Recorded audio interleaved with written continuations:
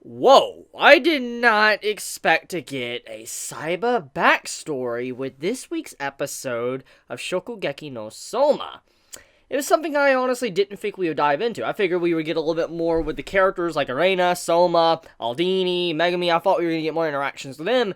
I didn't think we would spend an entire episode learning about what caused Saiba to be what he is to this day in present time of Shokugeki no Soma, and kind of why Azumi acts like he does as well. So there's quite a bit to discuss. There's quite a few details that kind of clarify some things, but also make you question even more. One of my biggest questions after watching this episode is that who is Soma's mother? Now, I mean, this is a question we've been asking since the beginning, but I mean, just after this episode and what happened to Saiba in the past and how he pretty much gave up cooking and he went overseas and just left, I'm very curious on who he found and fell in love with for him to fall in love with cooking all over again. I'm very curious about that because, I mean, we know that Saiba told, our main character Soma in the past, like, you need to find a woman that you want to cook for, someone that you want to impress and all that. And I'm assuming he eventually found a woman he wanted to impress, and that's how he fell back in love with cooking once again. But the question is, who did he fall in love with? Because there was really no hint at all in his backstory about who he potentially fell in love with. There was no romantic scenes or anything, so I'm just like, who did he love, or who did he fall in love with? So that is something that I really want clarified before the story ends. I don't know if it's going to happen anytime soon, but it is definitely something I am curious about.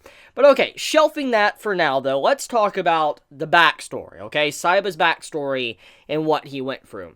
Saiba's backstory, in a lot of ways, it was, like, I guess, over-exaggerated, but at the same time, it was very realistic. It is something that does happen to people. Let's get into that. So, basically, Saiba, he was a genius chef. He was someone that was praised by everybody that was a part of the school, the academy. They're like, this man's a genius. This man is going to stand on top. We cannot stand before him. None of us are his equal. He is always going to be ahead of us. And everybody felt like they were inferior. And everybody had these high expectations for Saiba that he would always succeed, create something interesting, and everybody was looking forward to his next dish. And you could see throughout the episode where the adults were constantly praising him, like, I'm looking forward to your next dish, to how everybody's just praising him. It's like, oh, you're amazing and all that, you're a good representation of our school. You saw all this weight building upon Saiba's character, and you gotta imagine from his POV and what he went through in his life and what he was going through, he was still just a kid, okay?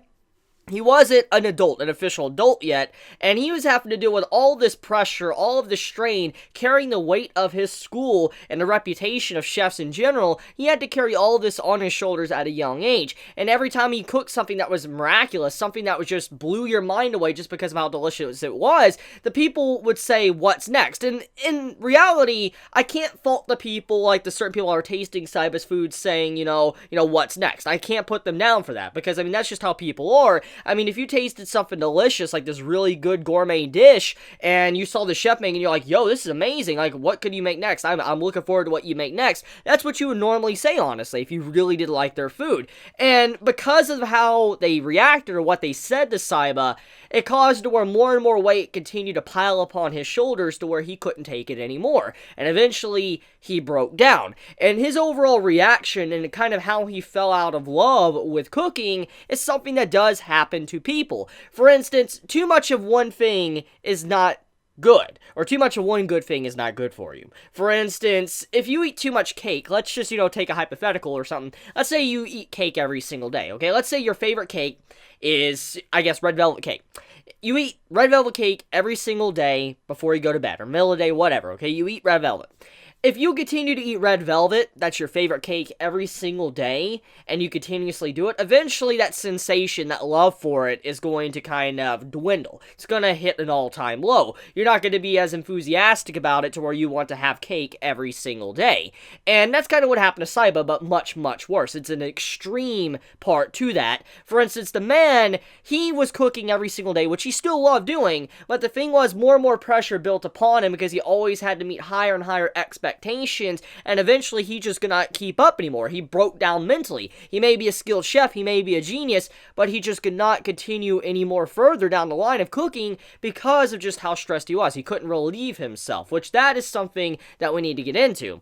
So it is very apparent that Saiba, for a very long time now, he's had a habit where he makes some nasty dishes and stuff, and it's very similar to what Soma does throughout the series. He makes some nasty dishes, he, feeds them to people, and they get very sick. And it's just very different from what we have seen Soma create throughout the series, and also from what we could see from Saiba. But the dishes that they make, at least what Saiba was doing when he was making those disgusting dishes, it was for him to relieve himself, to let off steam, to de-stress. For instance, making these horrible dishes to where he doesn't need to, break down, stress out, and wonder if it's actually going to beat the previous dish. He doesn't need to do that. He could just experiment and have fun and all that, even if it is bad. And so that's how he was able to relieve stress. But because of the constant stress piling upon his shoulders, not having time to do anything for himself, eventually he wasn't even able to let out his anger, his stress, and eventually he just broke down, which, like I said, he fell out of love with cooking, something he loved dearly. And it's just hard to believe, out of everything we've seen with, Shokugeki no Soma,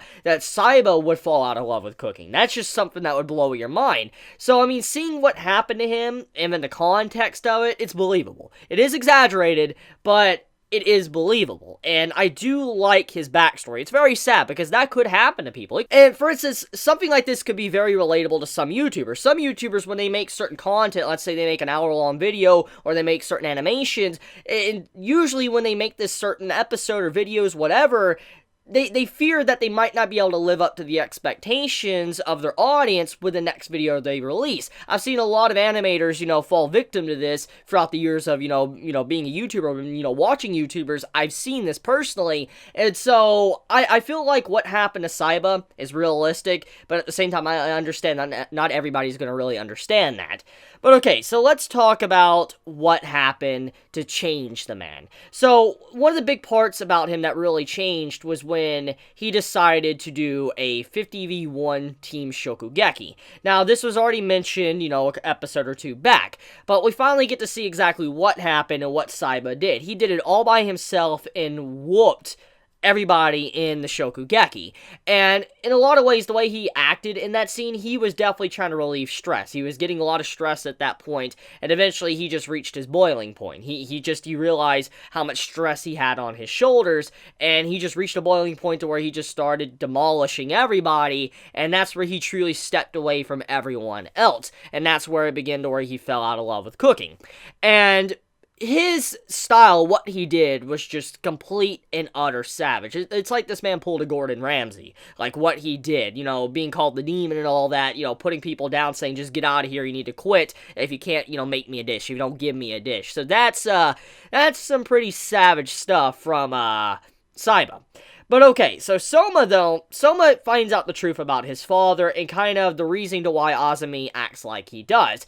Now, from what I can understand from the backstory of what happened and why Azumi acts like he does, it's because he's angry with the system. He's angry with how the system is for gourmet food, and how because of what they did to, Saiba, it caused him to fall out of love for a very long time with cooking. Now he's back, obviously, and he loves cooking, but he fell out of love because of how the system works and how everybody's expectation was, wanting him to make something brand new every single time that he came around them. And so, because of that, that is why Azumi made Central, because they would have one, staple, one thing that they would always have to cook, and they wouldn't go outside of the guidelines. There would be nothing new, brand new. That's the reason why. He wants to make a world where someone like Saiba, that's a genius and gifted, wouldn't be overwhelmed by the pressure, but at the same time, it's also stopping people like Saiba to ever be born and come about as well. So, at the same time, what Azumi's doing, he's taking his aggression out on the system, but it doesn't work in the end, because at the same time, he's kind of harming people that are a genius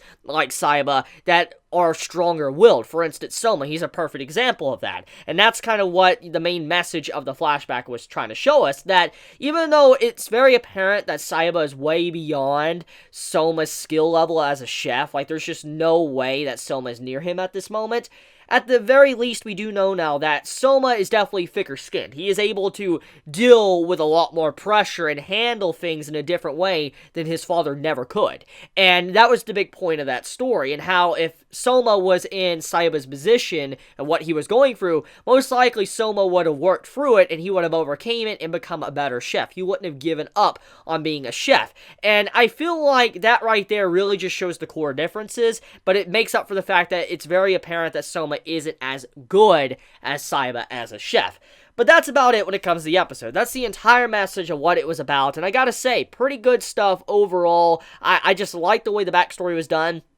Art and animation didn't really look that bad as well. It didn't just look like a slideshow the entire episode, so they definitely did a fantastic job, and I was pretty happy with what I got. So overall, I think this is a great way to end this video, so let me know your thoughts in the comments below. Did you enjoy this week's episode of Food Wars? Did you hate this week's episode? Be honest in the comments below, and I love you guys. You have a wonderful day or night wherever you live. Stay healthy, and if you enjoy my content, please subscribe. If you like this video, please leave a like, and if you want to get notified for whenever I upload a video, please click the bell icon down below, because for some reason, even if you subscribe, you don't always get notified for when you do subscribe, so you need to hit the bell icon if you want to know when my videos are uploaded. So with that, I love you guys. Chibi out.